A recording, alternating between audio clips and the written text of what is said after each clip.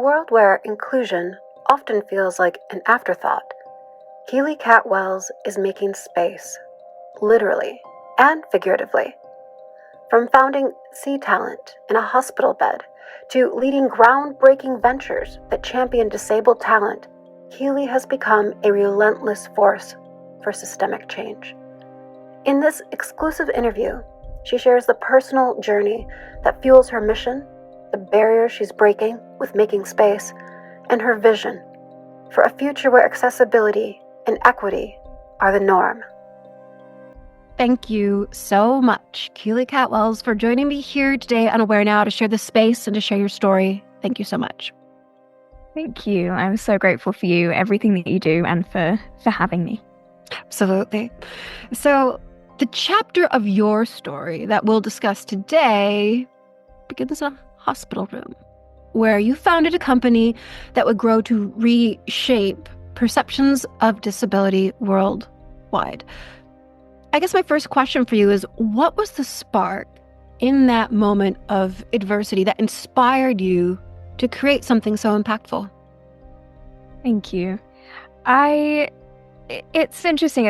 I think the biggest light bulb moment for me was when I ended up losing a job due to disability discrimination. But when I was in hospital, I was physically very unwell, but also mentally very unwell as well. I was very depressed and was just devastated that I'd completely lost the career that I was so passionate about and had been working so many years to have. But I remember this amazing woman who was a friend and a teacher to me at the time. She said to me, "What can you give? Stop focusing on yourself. Stop being in a pity pit. Just focus on what you can give." And that was a really big kind of game-changing moment for me, and realizing that even though I'm physically now disabled and just so constrained in that moment of there's always something and there's always a way that you can give to other people. So that was kind of the start of me getting out of my pity pit and thinking about kind of what I could do with myself, although I kind of lost the original path that I wanted to take. And then just kind of started building from there. I started helping my friends get jobs, which led to realizing that that was what the talent agent did. And then kind of coming out of hospital and really going down the path of being a talent agent and running a talent agency. But yeah, that was, I would say, a very, very pivotal moment. Yeah, that is awesome. Well, so let's talk more about, so Sea Talent was acquired in a groundbreaking investment for disabled talent. What does this milestone mean to you? And what do you hope it signifies for the future of the creator economy? I think it really shifts the incorrect perception and the notion that we are charity, that the disabled community is charity, and that charity model and that lens that we have just consistently been shown of disability, and really pivots the conversation to not charity, but to recognizing our economic value, the demand that people have for disabled creators. And I think it just showed the brands too, that wow, this is such an incredible, powerful community of people. And also that we're not just niche. I think for so long disabled people have been told that no, it's too niche for this, that market's too small, and it's not true. So I think it kind of proved all of those points that we have as advocates have been kind of showcasing for so long. And I think this really added and helped kind of show that perspective. And I think with the creator economy, that industry is one of the most innovative industries in the world. So I think it also shows that as disabled people, we are some of the most innovative people in the world, because we are constantly having to navigate an inaccessible society. So it just proved all of those points that we have been kind of banging on the door about for so long, which I thought was incredible. Incredible for sure. Let's switch gears. Let's fast forward to making space. Making space is redefining talent acquisition and accessibility. What systemic barriers are you most focused on breaking? And second part of that is, how do you see those changes transforming industries beyond entertainment? Yeah, so we are infuriated by the stat that disabled people are still twice more likely to be unemployed than non-disabled people and twice more likely to live in poverty. So we are really focused on providing access to meaningful employment opportunities and helping disabled talent build careers versus just jobs, and really doing that at scale.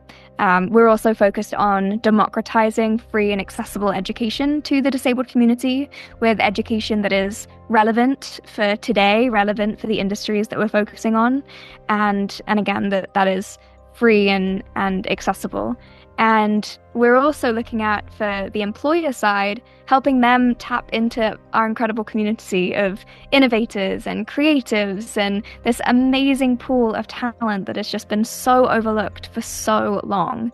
And we're also helping them create more accessible and inclusive workspaces as well, by providing them with education as well, and helping them create more accessible workspaces, so talent can be not just accessed and hired, but also retained, and helping that talent have career advancement and really move through the organization rather than just having kind of stagnant early stage careers. So that is, I would say, the main focus, which is a lot to take on for sure. And I feel like it's a really wonderful progression from what we did at Sea Talent, where we were very tailored, we were very kind of boutique. We were obviously focused on the creative industries, and now we're really kind of taking all of the lessons that we've learned and implementing them on a global scale and to thousands, and using technology as a driver for that, and expanding, as I say, beyond just creative industries to the travel industry, to tech, to retail, to hospitality, to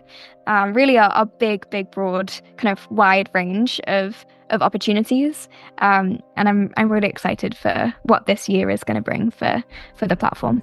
Well, I am too, so many of us are, and I just love the fact how you just referenced that it's going back to what you said, that spark with how can I help, and so for you saying how can we help talent, how can we help the community, but then also how can we help employers, how can we help these brands who want to do what they need to do, they just aren't sure how.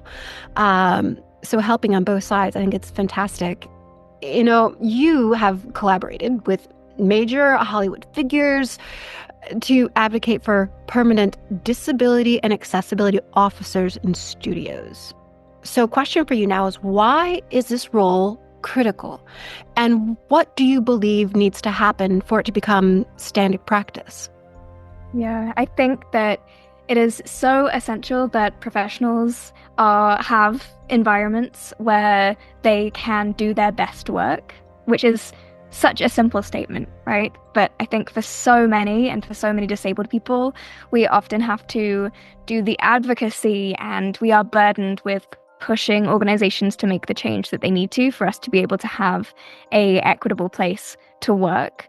And I truly believe it would be game-changing for organizations, for the productivity of their staff, for the innovation of their staff, for the retention of their staff, if they invested in having individuals, professionals who all they do is focus on creating an accessible environment and culture for their employees. And I think often that role is incorporated within a larger role, and it's those people often aren't experts within disability or accessibility, and it really is such a specific and important piece of information and knowledge, and you have to have lived experience to be in this role. And it's just such an exciting position that so many disabled people could fill and do so well in as well.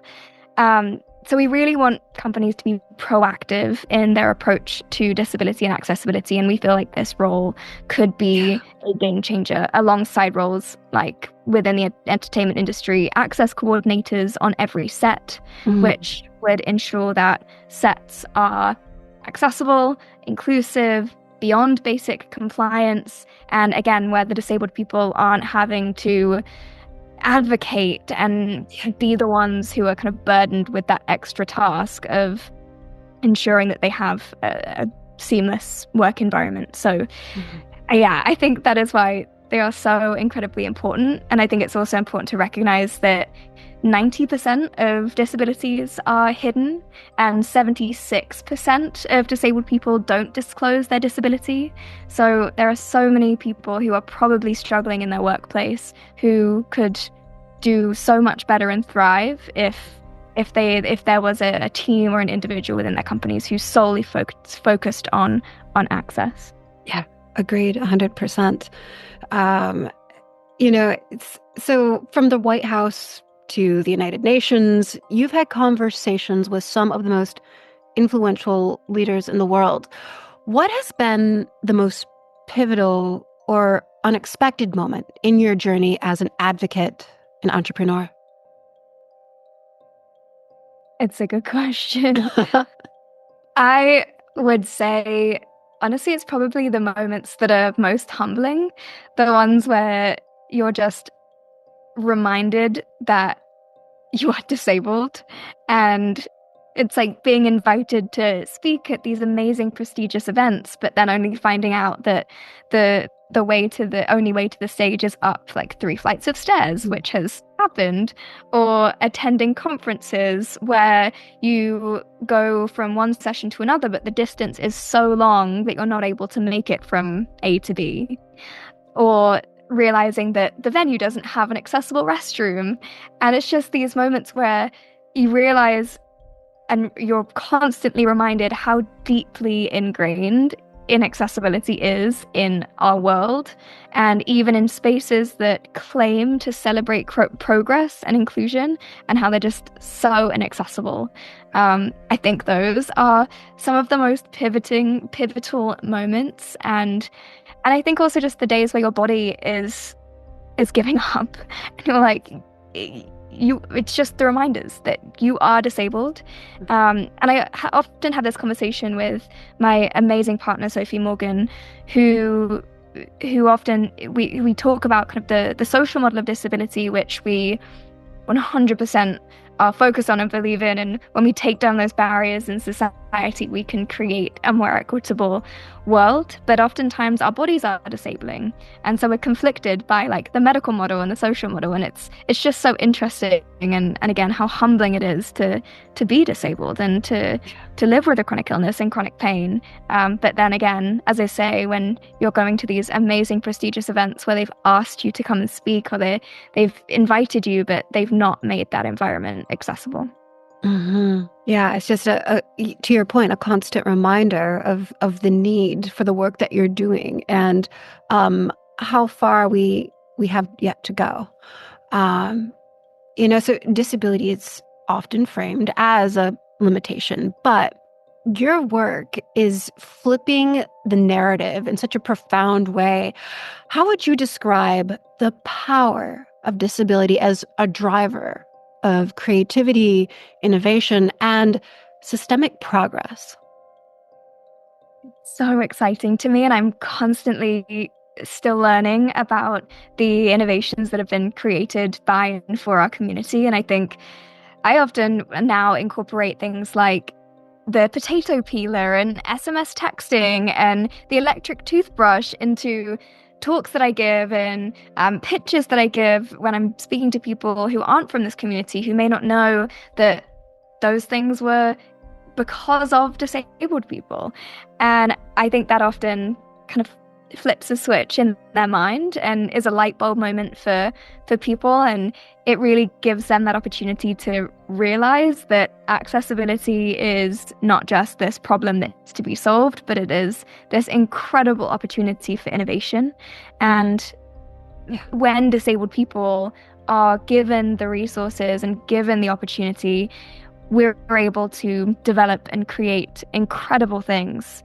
And I think that's part of the major issue that we see within the startup environment as well, when innovations are created for us, not by us.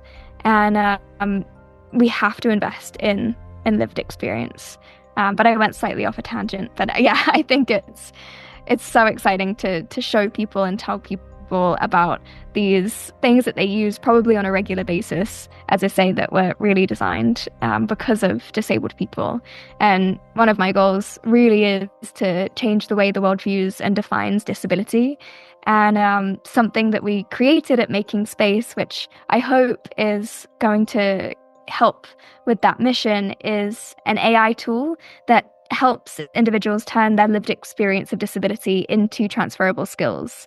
And that way it will help companies as well see that disability, what they've previously seen as a weakness or a disadvantage, is actually a competitive advantage. Like, personally, as someone who is constantly having to deal with complex medical orders and deal with managing my energy and my time carefully because of my chronic pain, I have so many transferable skills like project management and various other skills that if I just spoke about them in a slightly different narrative, employers would be able to see them and be like, oh yeah, of course, that's a transferable skill, that's a benefit. So I'm really excited about that technology that we're developing at Making Space.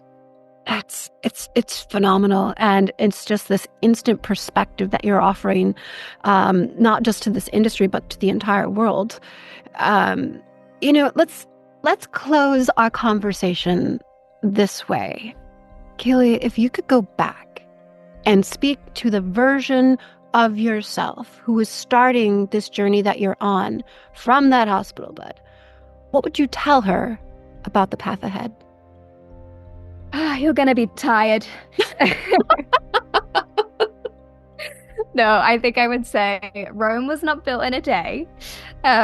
And it will definitely be a very difficult path, but so incredibly meaningful and important. And I think also that amazing quote by Judy Heumann comes to mind, where she said, "Change never happens at the pace we think it should. It happens over years of people joining together, pulling all of the different levers that we possibly can, and then gradually, very slowly, things start to happen, and there's a sudden kind of shift." And I really love that quote by Judy.